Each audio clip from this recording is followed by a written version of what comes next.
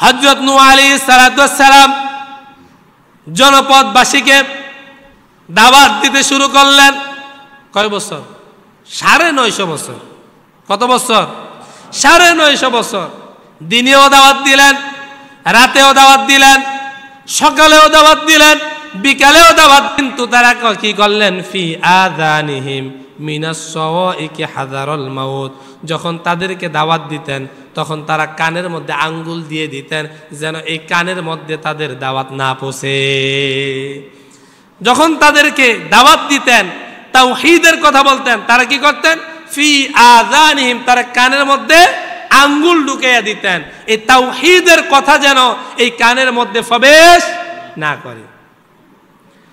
এরপরে তারা হযরত নূহ আলাইহিস সালামকে দেখলে চেহারা ঘুরে ফেলতেন, চেহারাটা ঢেকে ফেলতেন।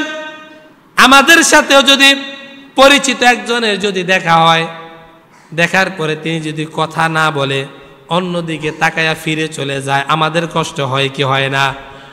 হযরত নূহ আলাইহিস সালাম দাওয়াত দিতেন, কিন্তু নূহ আলাইহিস সালামকে দেখলে জনপদবাসী চেহারাটাকে ঘুরে ফেলতেন।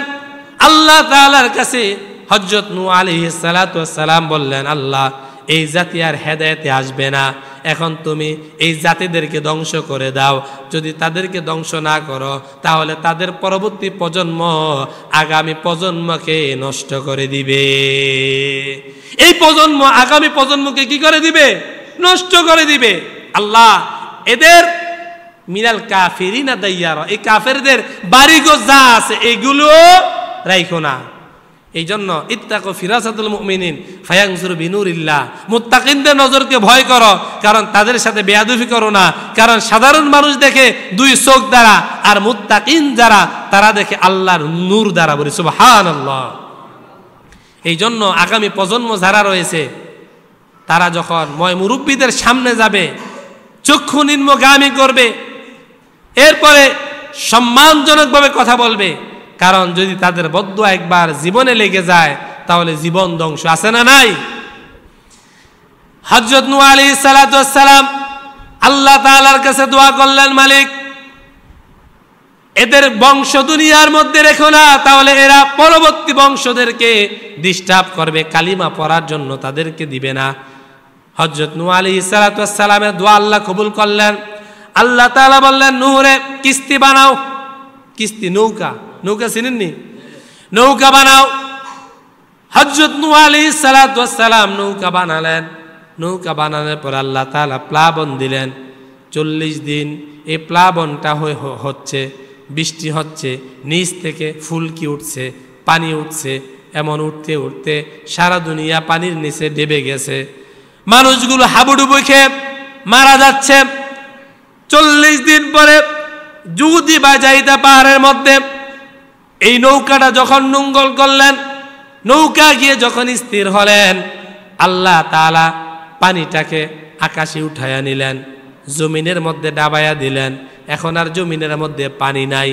আল্লাহ তাআলা জলীয় বাষ্প করে মেঘমালার আকৃতিতে আকাশের মধ্যে পানি নিয়ে যায়, জমিন থেকে পানি নিয়ে আবার জমিনের মধ্যে বর্ষণ করে।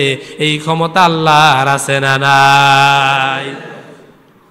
এই যে আপনারা মেঘমালা দেখেন, এই পানি কি আকাশের মধ্যে, আকাশ থেকে তৈরি হয় না? এটা জলীয় বাষ্প আকারে জমিন থেকে আকাশের মধ্যে যায়, ওখানে গিয়ে মেঘমালা তৈরি হয়, বরফখণ্ড তৈরি হয়, ওখান থেকে আল্লাহর হুকুমে বৃষ্টি হয়। সুবহানাল্লাহ বলবেন না?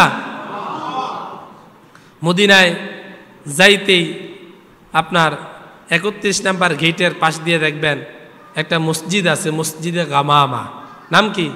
মসজিদে গামামা। এর পাশেই মসজিদ হচ্ছে হযরত আবু বকরের মসজিদ, এর সামনেই মসজিদ হচ্ছে হযরত আলী রাদিয়াল্লাহু তাআলার নামে মসজিদ। এই মসজিদে গামামায় সাহাবায়ে কেরাম একদিন এসে বলল, গো আল্লাহর নবী, মদিনায় বৃষ্টি হয় না, মদিনায় বৃষ্টি হয় না। রাসূল ওই মসজিদে গামামের ওখানে গিয়ে আল্লাহ তাআলার কাছে দোয়া করলেন, আল্লাহ তাআলা মসজিদে নববীর মধ্যে বৃষ্টি দিয়ে ভরপুর করে দেন। বলি সুবহানাল্লাহ। সাহাবায়ে কেরাম বলল, নবীজি, আল্লাহ যা আমাদেরকে বৃষ্টি দিয়েছেন আলহামদুলিল্লাহ, এখন আর বৃষ্টি আমাদের দরকার নাই, রাসূলুল্লাহ এবার আল্লাহর কাছে দোয়া করলেন, আল্লাহুম্মা হাওয়ালাইনা ওয়ালা আলাইনা, আল্লাহুম্মা হাওয়ালাইনা ওয়ালা আলাইনা। আল্লাহ যা বৃষ্টি দিয়েছেন এই মদিনার বাসীর জন্য হয়ে গিয়েছে যথেষ্ট। যেখানে বৃষ্টি দরকার ওই জায়গার মধ্যে আপনি বৃষ্টি দিয়ে দেন। সুবহানাল্লাহ বলবেন না? দোয়ার কি হিকমত! রাসূল বলে নাই যে এখন আর বৃষ্টি দিয়েন না, আমগো যা বৃষ্টি দিয়েছেন আলহামদুলিল্লাহ, আমগো আর এখন বৃষ্টি লাগবো না। যেই জায়গা দিয়ে এখন বৃষ্টি দরকার ওই জায়গা দিয়ে বৃষ্টি দেন, এখন আর আমগো এখানে দিয়েন না। এই জন্য দোয়া করলে শুধুমাত্র নিজের জন্য না, সবার জন্য দোয়া করার দরকার আছে না নাই? আছে।